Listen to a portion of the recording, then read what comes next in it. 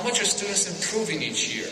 And what teachers, what schools, what school districts, and what states are doing the most, both to close the achievement gap and to raise the bar for all students.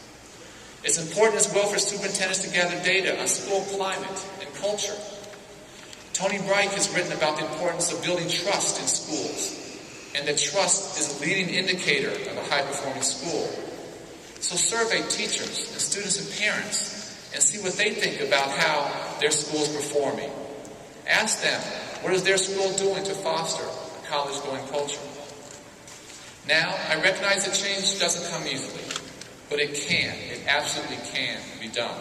At the district level, many rural and small-town districts are also moving forward to build the college-going culture in a cycle of continuous improvement that our schools need to continue to improve. Look at the example of Betty Morgan, the superintendent of Washington County, Maryland, who I just met this morning. The AASA named her the National Superintendent of the Year. She's been on the job for 9 years in a district with 20,000 students. She added an IB program along with an AP program, and has ongoing increase in test scores, and now supports a district graduation rate of 92%. The longest-serving superintendent in Maryland, John Andes, has been in Worcester County for 14 years. John has a 95% graduation rate in a district of 6,700 students, where 40% of the students receive free or reduced-price lunches. The district's high-performing schools reflect not only the district's innovative after-school instructional programs that extend the learning day into the community and local churches, but also an award-winning arts immersion program, the provision of AP classes, and college and career prep courses in engineering and other STEM subjects. In Plano, Texas, a district of 55,000 students, Doug Otto has helped pioneer the idea of continuous improvement. In that district of 55,000 students, he has 23 schools that have won the National Blue Ribbon Award. In northeastern Washington State, the Panorama Rural Education Partnership has pooled the resources of rural schools to offer AP classes and provide better college counseling. In the Mary Walker School District there, more than half of the high school students take an AP class prior to graduation, way above the national average. And about 70% of students go on to some kind of post-secondary institution.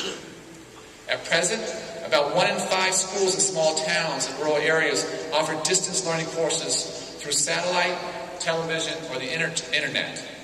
But the tremendous potential for high-quality distance learning has yet to be fully tapped.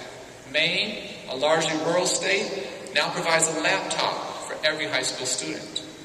In Wilson County, Tennessee, teachers are offering math classes by video conference, both in their own high school and in the high school down the road. Other rural states and small districts are successfully developing grow-your-own teacher preparation pipelines through partnerships with community colleges and schools of education to develop, recruit, and retain great talent.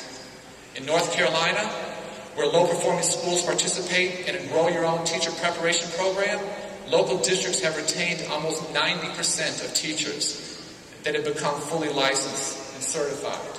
As all of you know, teachers from the community tend to stay in the community because they are committed and they have roots there. Arizona State University and Mid-American Nazarene University in Kansas are also using innovative strategies to prepare students to return to their rural communities for their teaching careers. Purdue University has established a STEM Goes Rural program that trains math and science teachers to serve a minimum of 3 years in a rural community. And the list of success stories in innovation and breakthroughs goes on and on.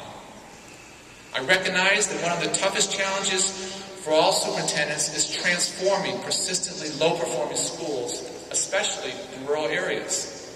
But I've seen firsthand that it can be done, and that children can be saved from being cheated out of a quality education. Mississippi State University has now opened the Turnaround Leadership Academy to assist underperforming schools in the state. In Chamberlain, South Dakota, Superintendent Tim Mitchell has had success implementing a small school turnaround on the area's tribal reservation. And last fall, I had the privilege of visiting Highland Elementary School in Montgomery County, Maryland, in the Washington suburbs.